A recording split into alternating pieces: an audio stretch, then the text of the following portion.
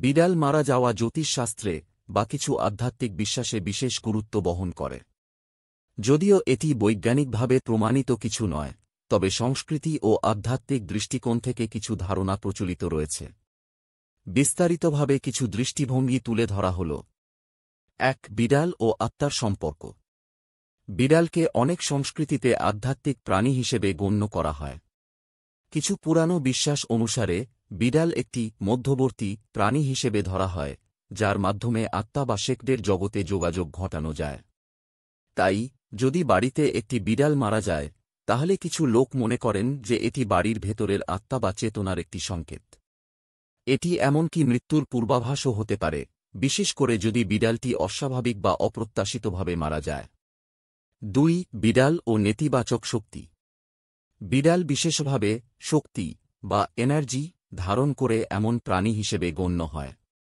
কিছু বিশ্বাস অনুসারে বিড়াল মৃত্যুর মাধ্যমে কোনো নেতিবাচক শক্তি বা খারাপ পরিণতি থেকে মুক্তি লাভ করতে সাহায্য করে। এর মানে হল যে বিড়াল মারা গেলে এটি আধ্যাত্মিকভাবে খারাপ শক্তি বা অশুভ কিছু চলে যাওয়ার সংকেত হতে পারে এবং বাড়ির পরিবেশে কিছু পরিবর্তন আসতে পারে, যা শুদ্ধতা বা ভালো সময়ের সূচনা হতে পারে। ৩. বিড়াল ও শত্রু থেকে রক্ষা। জ্যোতিষশাস্ত্রে বিড়ালকে এক ধরনের রক্ষক হিসেবে দেখা হয়। বিড়াল শিকারী প্রাণী, যাদের মধ্যে একটি তীক্ষ্ণ সংবেদনশীলতা থাকে, যা তাদেরকে বিপদ বা খারাপ পরিস্থিতি থেকে শত করে। তাই কিছু সংস্কৃতিতে বিশ্বাস করা হয় যে যদি একটি বিড়াল মারা যায়, তাহলে এটি শত্রু বা খারাপ শক্তির বিরুদ্ধে বিজয় অথবা নিরাপত্তার সংকেত হতে পারে। এর মানে হল যে এটি শত্রু বা দুশ্চিন্তা থেকে মুক্তি পাওয়ার সংকেত হতে পারে। ৪. জ্যোতিষশাস্ত্রের দৃষ্টিকোণ। জ্যোতিষশাস্ত্রের ক্ষেত্রে বিড়াল একটি গোপন বা গুপ্ত প্রকৃতির প্রাণী হিসেবে বিবেচিত হয়, কারণ এটি অনেক কিছু দেখতে বা বুঝতে পারে যা সাধারণ চোখে ধরা পড়ে না।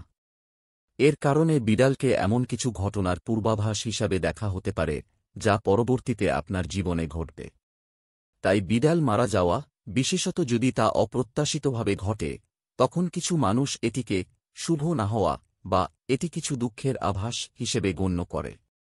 ৫. শুভ ও অশুভ উভয় সংকেত। এছাড়াও কিছু সংস্কৃতিতে বিড়াল মারা যাওয়া একটি মিশ্র ইঙ্গিত বহন করতে পারে, যেখানে একে কিছু মানুষ নেতিবাচক বা খারাপ লক্ষণ হিসেবে দেখেন, আবার অন্যরা এটিকে কোনো খারাপ পরিস্থিতি বা শক্তি থেকে মুক্তি পাওয়ার ভালো লক্ষণ হিসেবে বিশ্বাস করেন। এটি সবকিছুই আপনার বিশ্বাস এবং দৃষ্টিভঙ্গির ওপর নির্ভর করে।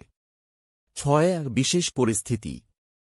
কিছু বিশেষ পরিস্থিতিতে, যেমন যদি বিড়াল অনেকদিন ধরে একটি ঘরে বসবাস করে তারপর মৃতদেহ পাওয়া যায়, তাহলে এটি কিছু মানুষকে চিন্তা করতে প্ররোচিত করতে পারে যে কিছু পরিবর্তন আসতে যাচ্ছে বা কিছু পুরানো সমস্যা উত্থিত হতে পারে।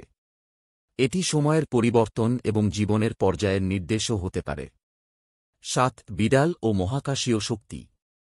বিড়ালকে কিছু সংস্কৃতিতে মহাকাশের বা প্রকৃতির শক্তির সাথে সম্পর্কিত বলে মনে করা হয়। বলা হয়, বিড়াল প্রাণী যে শক্তি ধারণ করে তা কখনো কখনো মানুষের ভাগ্য বা জীবনের পথে পরোক্ষভাবে প্রভাব ফেলতে পারে। বিড়াল মারা গেলে, বিশেষ করে যদি এটি আকস্মিক বা অস্বাভাবিকভাবে ঘটে, তখন মনে করা হয় যে এটি একটি শক্তির প্রতীক বা মহাকাশের কোনো সংকেত হতে পারে যা ভবিষ্যতে পরিবর্তন নিয়ে আসবে।